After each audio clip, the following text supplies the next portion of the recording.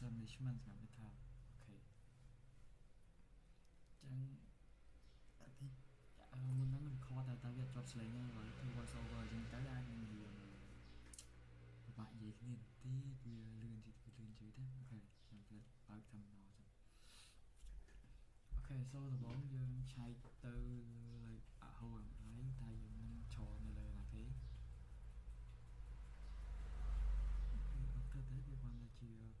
ឆែក directory pwd ធម្មតាបន្ទាប់មកគឺយើងនៅស្អីយើងបង្កើត user ហ្នឹងហើយ user មួយដែលយើងប្រើទៅលើ sudo user add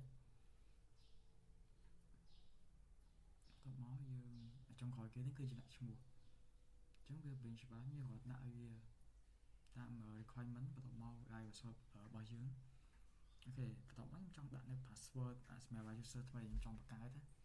អញ្ចឹងខ្ញុំគ្រាន់តែវាយ sudo ហើយដូចជា pass.pwd ហើយយើងវាយឈ្មោះទៅលើអា user ដែលយើងចង់ដាក់ឈ្មោះហ្នឹងបានទេ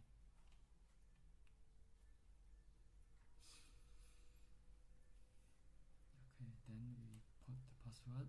Okay, confirm. Okay, success. After that, you switch user. Okay. Chúng sẽ phải SU nó độ nó vay mua anh này cho switch tới các bạn. Hai vay password những đạo mình nó. Nè lấy cho bùng tròn là user này mày. Đọc mau, đây này hôm ai dừng chai. PWD nè. Mình tin like that. តបមកនេះ home directory តបមកយើងឆែកនេះជាបង្កើត file yes អញ្ចឹងយើង ls យើងមើលថា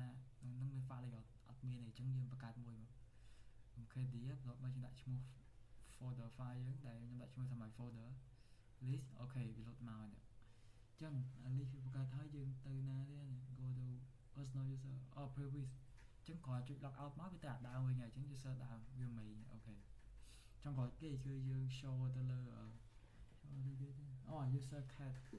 ai password ដែលយើងឆែកថានៅលើ device របស់យើងនឹងវាមាន user គេខ្លះអូខេនេះអញ្ចឹងអាចុងក្រោយនេះអានឹងបង្កើត system មួយនេះមាននៅក្នុងអូខេអញ្ចឹងវីដេអូចប់